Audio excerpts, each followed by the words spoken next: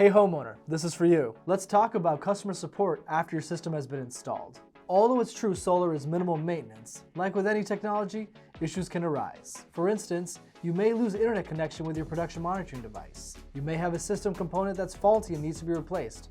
Or even worse, you may be experiencing a roof leak that needs to be immediately addressed. In each and every instance, no matter how big or small the issue is, it's important that it gets resolved quickly. And that's why choosing the right solar installer is so important. Here are some things to consider when choosing a solar installer.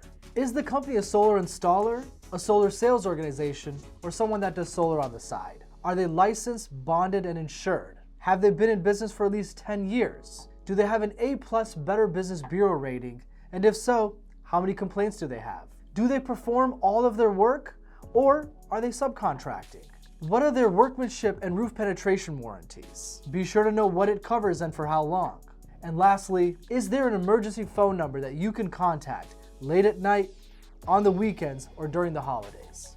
Here at Solar Tops, we exceed all these expectations. So if you're considering going solar in Arizona, come experience the Tops difference.